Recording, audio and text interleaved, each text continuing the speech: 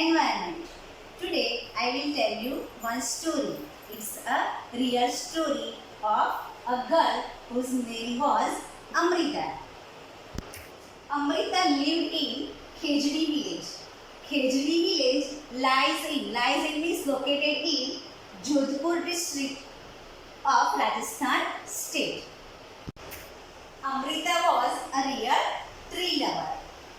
This is the story from long ago, about 300 years of today, from today.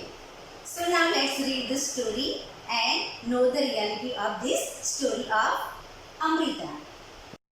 Chapter number 4, The Story of Amrita. This is a story from long ago. Jodhpur is located in Rajasthan. Near it lives a village called Khejdi. Why is the village named Khejdi? The village got its name because many Khejdi trees grew there. The people of the village took great care of the plants, trees and animals. They used to say, if trees are there, then only we can survive. Attention here students. अभी हम देखेंगे कि इस गांव का नाम खेजड़ी क्यों हुआ, क्यों रखा गया। ये कहानी बहुत साल पुरानी है, लगभग 300 साल पुरानी है। हमारे देश के राजस्थान स्टेट में स्थित जोधपुर जिले के छोटे से गांव खेजड़ी की ये कहानी है। खेजड़ी नाम उसके गांव में उगने वाले खेजड़ी के पेड़ों से मिला था। वैसे तो राजस्थान में दूर दूर तक रेत ही रेत दिखाई देती है, पर खेजड़ी के पेड़ बड़ी आसानी से ही कम पानी में भी उग जाया करते हैं। इसलिए इस गांव का नाम खेजड़ी हुआ। यहाँ के लोगों के प्यार की वजह से ये पेड़ दूर दूर तक फैल गए हैं। यहाँ के लोग पेड़, पौधे और जानवरों का अपने परिवार के सदस्यों की तरह ही देखभाल करते हैं। इस गांव के लोग ट्रीज एंड एनिमल्स लवर थे, मीन्स पेड़ और एनिमल्स प्रेमी थे। वे कहते थे, पेड़ है तो ही हम हैं। Amrita's friends. Amrita would get up early every morning and greet her friends, the trees. She would choose a special tree for the day and put her arms around the tree trunk and whisper, friend, you are strong and beautiful. You care for us. I love you very much. Make me also like you. Amrita रोज सुबह उठकर अपने दोस्तों से मिलने जाया करती थी। और उसके दोस्त कौन थे पता है?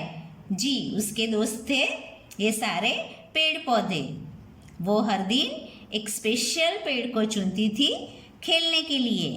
वो पेड़ के आसपास हाथ डालकर, अपनी बाहें डालकर उन्हें लपेट लेती थी और उनके साथ बातें करती थी। क्या बातें करती थी पता है आपको? मेरे दोस्त, तुम कितने मजबूत और कितने खूबसूरत हो। तुम हमारी कितनी केयर करते हो। तुमने हमें जो भी दिया है उसके लिए शुक्रिया, और मैं तुम्हें बहुत प्यार करती हूँ। तुम्हारे पास जो शक्ति है वो शक्ति मुझे भी दो। Turn your page, number 26. Like Amrita, other children also had their special trees. They would play for hours in the shade of the trees.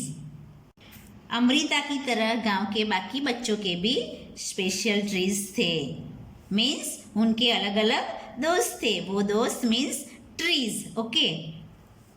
और वो बच्चे उनके स्पेशल दोस्त ट्रीज के पास जाते थे और घंटों पेड़ की छाया में खेला करते थे।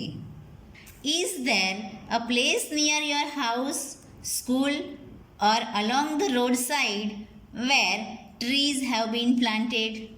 मीन्स क्या तुम्हारे घर के पास, स्कूल के पास या रास्ते के साइड में ऐसी कोई जगह है जहाँ पे कई सारे पेड़ों को लगाया गया हो? Why do we plant trees? हम पेड़ क्यों लगाते हैं? Have you seen anyone watering plants? Who does this? क्या आपने किसी को पौधों को पानी पिलाते हुए देखा है? कौन पानी पिलाता है? Page number 27. Have you seen fruits on any of the tree? Who eats these fruits? Means क्या आपने पेड़ों पे फल देखे हैं? ये फल कौन खाता है?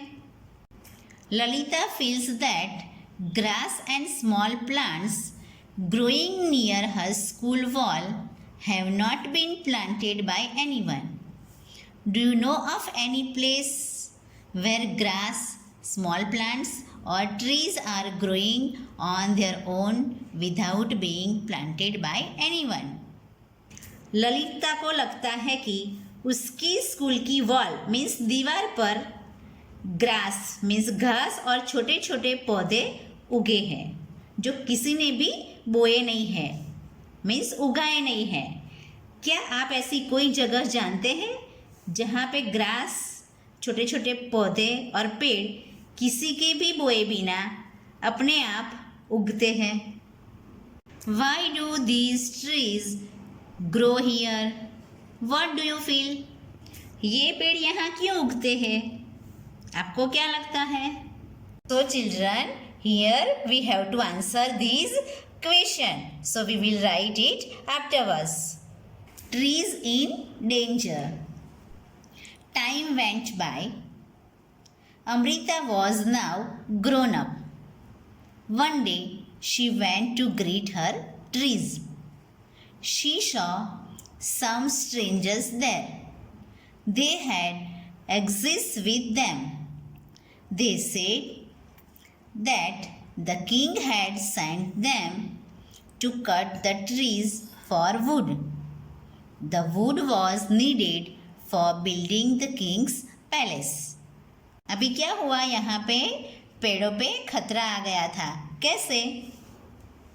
काफ़ी समय बीत गया. अमृता भी अभी बड़ी हो गई. उसका भी परिवार हो गया. एक दिन वो अपने दोस्तों के साथ मिलने गई. उसने देखा कि गांव में कुछ अनजान लोग आए हुए थे और उनके हाथों में कुल्हाड़ियाँ थी.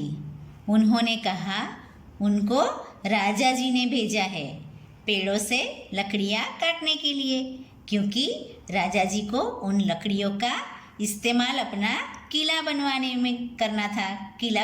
के लिए करना था. Turn your page number 28. Amrita was shocked. She went to the tree that the men were about to cut. She put her arms around the tree and hugged it tightly. The man shouted and threatened her, but Amrita did not let go the tree. The king's man had to follow his order. They had to cut the tree. Once seeing this, Amrita's daughters and hundreds of villagers, old and young, hugged the trees to protect them. Many people, including Amrita and her daughters, died to save the trees. Amrita को बहुत हैरानी हुई. अमृता जल्दी से उस पेड़ के पास गई जिसे वो आदमी काटने वाला था. उसने जल्दी से पेड़ के आसपास अपनी बाहों को फैलाया और पेड़ को लपेट लिया. सभी मिलकर अमृता पर चिल्लाने लगे, उसे डराने लगे कि यहाँ से हट जाओ, नहीं तो मैं तुम्हें ही काट दूंगा. लेकिन अमृता ने उस पेड़ को नहीं छोड़ा. राजा जी के आदमियों को राजा जी का आदेश मानना ही था. उन्हें तो पेड़ काटने ही थे. ये देखकर अमृता की बेटियां और गांव के कई सारे लोग सभी आ गए. बूढ़े, बच्चे, जवान सब ने आकर पेड़ पौधों को लपेट लिया. उन्हें बचाने के लिए।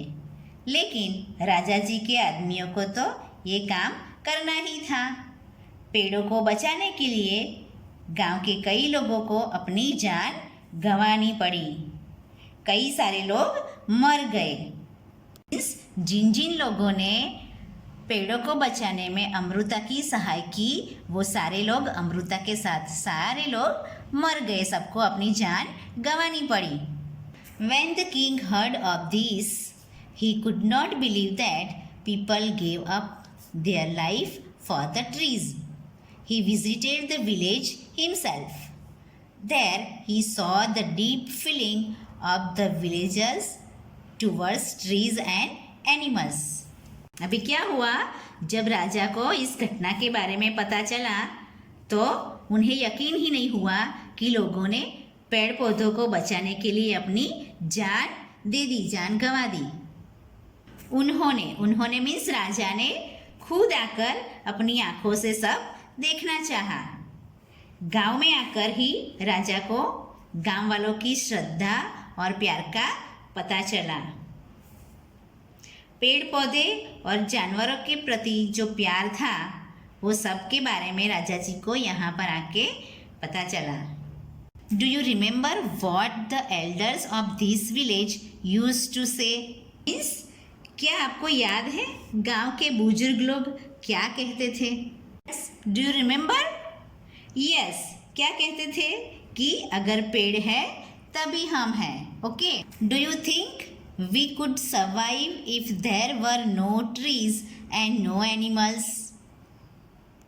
क्या तुम्हें लगता है कि हम पेड़ पौधे और जानवरों के बिना भी जिंदा रह सकते हैं?